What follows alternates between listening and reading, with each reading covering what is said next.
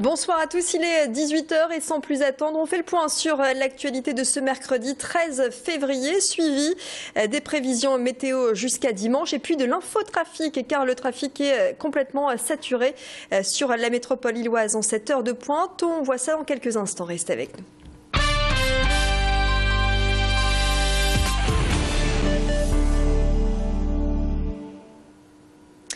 Mais pour l'heure, ce dramatique incendie ce matin à Delémont entre Armentières et Comines, c'est une péniche qui a pris feu. Les flammes se sont rapidement propagées. La péniche faite de tôle a littéralement été détruite au bout d'une heure. Bilan, un mort, l'occupant des lieux, un homme de 64 ans retrouvé dans la journée dans sa chambre à coucher, très certainement surpris dans son sommeil. Cette péniche était amarrée à cet endroit depuis une quinzaine d'années. Et ce sont les pompiers de Bousbecq qui sont intervenus ce matin. Les précisions au micro de Macha Grunessen. Nous avons été déclenchés un petit peu avant 7 heures pour un feu de péniche. Donc il s'avère qu'en fait c'est une barge d'environ 15 mètres entièrement embrasée à notre arrivée. La difficulté, c'est que ce genre de barge est transformé en habitation en fait. Avec un mobilier urbain relativement classique et qu'on peut retrouver dans une habitation sur terre normale.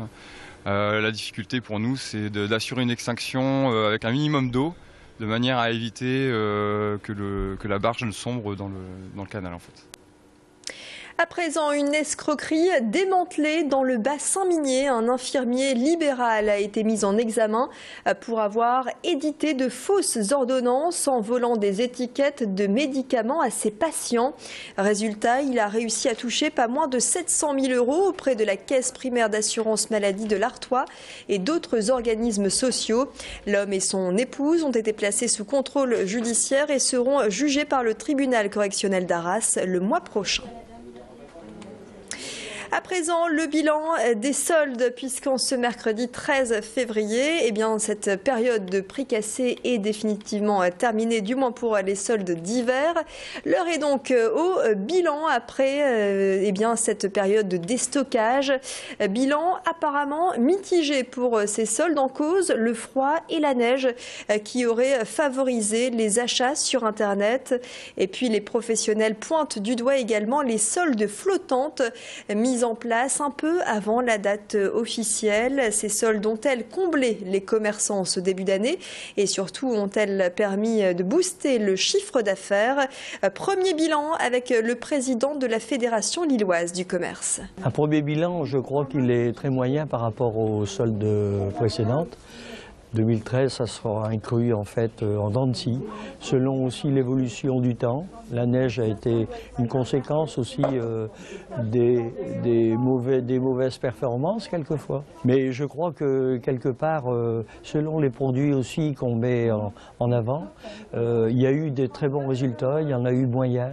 Et dans l'ensemble, ça sera très moyen pour le coup 2013. À présent, les grands moyens sont employés par Réseau Ferré de France. Un immense chantier se déroule en ce moment sur la ligne entre Lille et Paris, notamment entre Falampin et Fives, à Seclin, comme c'est le cas sur ces images, ou encore la nuit dernière, les agents œuvraient sur les voies de chemin de fer. Des travaux conséquents réalisés avec une suite rapide, soit un train de plusieurs kilomètres qui intègre de nombreux engins, les uns à la suite des autres. Coût du chantier, 35 millions €. Objectif, renouveler les rails dans un temps record car les travaux ont lieu uniquement la nuit pour ne pas gêner le trafic des trains.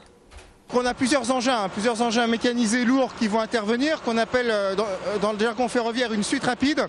Donc vous avez plusieurs trains. Le premier va venir enlever les anciennes traverses, d'accord, et les remplacer par des nouvelles. Donc on va reposer des traverses en béton. Va venir reposer le rail existant, puisque là on le conserve sur cette section de ligne où nous sommes ce soir. Et un deuxième train qu'on appelle la décarnisseuse, elle va venir enlever l'ensemble du caillou, le ballast, d'accord, avec une grande chaîne, puis va reposer un matériau neuf juste derrière. Des travaux prévus pour durer jusqu'au mois de juin. C'est une première, cette acquisition du Palais des Beaux-Arts de Lille, une œuvre de Jan Bruegel, artiste flamand des XVIe et XVIIe siècles. À découvrir ce dessin, paysage rocheux avec Jérôme dans sa grotte. Un dessin complété par des œuvres du plasticien belge Antoine Rogers et par les paysages visionnaires de l'artiste japonais Ryuta Hamae. D'ailleurs, ces deux artistes seront ce soir au Palais des Beaux-Arts de Lille pour une rencontre avec le public à partir de 18h30, suivi à 20h de la projection d'un film sur Bruegel.